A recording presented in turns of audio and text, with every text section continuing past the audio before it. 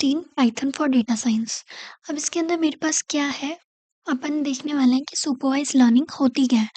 Supervise learning मेरे पास कहाँ से आया था? फॉर एग्जांपल अभी लास्ट वीडियोस में अपन ने देखा था sklearn लाइब्रेरी के बारे में, जिसके अंदर इसके कुछ की फीचर्स के अंदर अपन ने यहाँ पे सुपरवाइज और अनसुपरवाइज लर्निंग अपन ने देखा ना।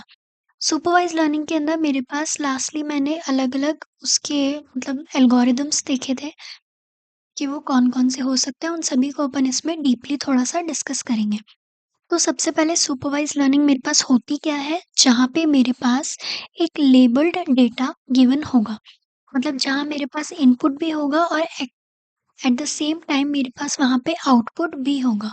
और इसका मेन गोल क्या है, एक तरीके से मैपिंग फंक्शन बताना एक्स टू वाई की। ओके? तो मेनली इसके 2 टाइप्स होते हैं, एक तो रिग्रेशन और नेक्स्ट सेकंड है क्लासिफिकेशन।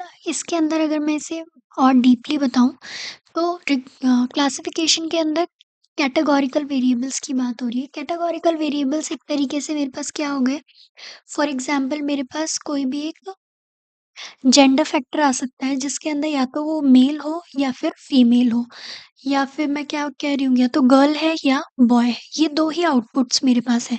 किसके अंदर? कैटेगोरिकल के अंदर, जो कि क्लासिफिकेशन के अंदर आ रहा है, ठीक है? वहीं पे अगर मैं रिग्रेशन की बात करूँ तो वो कॉन्टिन्यूअस वेरिएबल में आ रहा है। कॉन्टिन्यूअस मतलब जहाँ पे वो एज होगी, एज के अंदर क्या है, वो कॉन्टिन्यूअसली कोई सा भी नंबर हो सकता है। उसकी एज मे बी 15 हो, 16 हो या 30 प्लस हो, कुछ भी हो सकता है। कॉन्टिन्यूअसली वो कोई भी एक नंबर हो सकता है। तो इसके अंदर जहाँ मेरे पास आउटपुट के अंदर कॉन्टिन्यूअस कोई भी आउटपुट्स मेरे पास नंबर ऑफ हैं, जिसके अंदर मैं बता नहीं सकती, हो सकता है कि वो एक पॉइंट पे आके चेंज हो जाए, बट वो चीज़ कैटेगोरिकल वेरिएबल्स में नहीं होगी, ठीक है? वहाँ पे मेरे पास आउटपुट मुझे हो सकता है या तो स्पैम हो या फिर नॉट स्पैम हो, इसी तरीके से। या फिर यहाँ पे मेरे पास हाउस प्राइस गिवन है, तो प्राइस तो चेंज भी हो सकती है, ऊपर-नीचे कुछ भी, ठीक है? उसी के कुछ एग्ज़ाम्पल्स और हैं। सबसे पहला एल्गोरिदम जो अपन देख रहे हैं वो है लीनियर रिग्रेशन, ठीक है? लीनियर रिग्रेशन पाइथन के अंदर मेरे पास एक फॉर्मूले के ऊपर डील करता है, जो कि y is equals to mx plus c। ये बहुत ही पुरानी इक्वेशन है मैथमेटिक्स की, और जो कि आपने अगर स्लोप के अंदर पढ़ी हो तो, ठीक है? थोड़ा-सा रिवाइज़ करना उसको, काफ़ी ईज़ी होती है, ठीक है? तो y is equals to mx plus c। तो सबसे पहले मैं क्या कर रही हूँ, यहाँ पे इम्पोर्ट कर रही हूँ मेरी लाइब्रेरी को। सबसे पहले मुझे पांडास चाहिए क्योंकि मैं एक फ़ाइल पे वर्क कर रही हूँ कंप्लीटली। sklearn के अंदर से मैंने इस मॉड्यूल को लिया है डॉट मॉड्यूल सिलेक्शन, और फिर यहाँ से सबसे पहले मैं टेस्ट और ट्रेन स्प्लिट यूज़ में ले रही हूँ। क्यों? क्योंकि मैं मेरे मॉडल को पहले ट्रेन करूँगी, फिर टेस्ट, और कंप्लीटली मुझे ये चीज़ें उस पे परफ़ॉर्म करनी है। देन नेक्स्ट मैं क्या करूँगी, लीनियर रिग्रेशन को इंस्टॉल कर रही हूँ, यहाँ पे लेके आ रही हूँ उस फंक्शन के अंदर से, और लास्टली मुझे इन 2 फॉर्मूलेस को यूज़ में लेके आंसर चाहिए, ठीक है? तो इसीलिए मैंने ये सारी सिचुएशन जो भी मॉडल्स की होती है कंप्लीटली आपको गिवन होती है कि आपको किस चीज़ पे क्या परफ़ॉर्म करना है, क्या आउटपुट लेके आना है, तो आप उसके ऊपर कौन-सा मॉड्यूल इंस्टॉल करोगे। तो वो नॉलेज आपको होनी चाहिए, और वो प्रैक्टिस से आ जाती है, कोई बड़ी बात नहीं है, ठीक है? सबसे पहले मैंने एक डेटा यहाँ पे इंस्टॉल किया है। इस छोटे से डेटा पे मैं वर्क कर रही हूँ। सबसे पहले मैंने क्या किया, यहाँ पे ऐज और प्राइस, ऐज और एरिया और प्राइस पे मैं डील कर रही हूँ। तो एरिया और उसकी प्राइस जो भी मेरे हाउस की है, हाउस प्रेडिक्शन में, या तो मेरा जो भी हाउस है वो एरिया के अकॉर्डिंग सेल हो रहा है या फिर उसकी प्राइस के अकॉर्डिंग। ये 2 चीज़ें सबसे पहले मेरे पास मेन है। तो उसकी हेल्प से मैंने ये टेस्ट और स्प्लिटिंग कर रही हूँ मैं उसकी।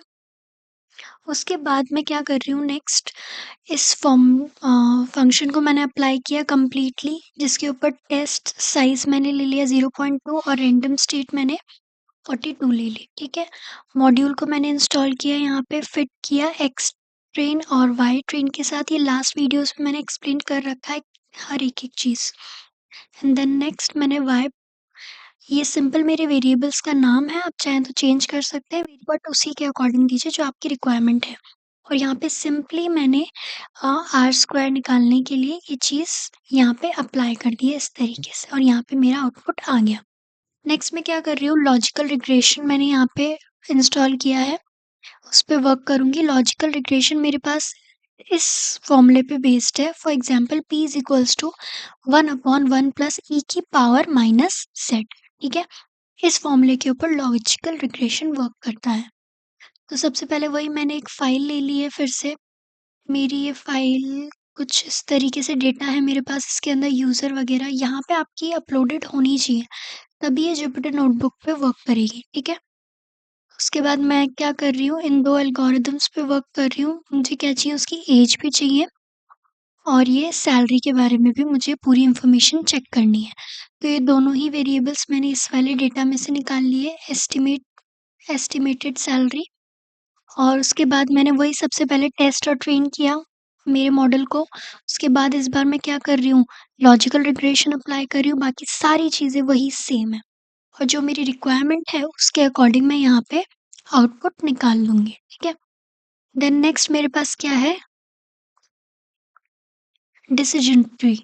डिसीजन ट्री काफ़ी बहुत ही ब्यूटीफुल लगता है सबसे पहली बात तो, क्योंकि इसका जो आउटपुट है ये एक ट्री की फॉर्मेट में आता है, एक ग्राफ की फॉर्मेट में आएगा।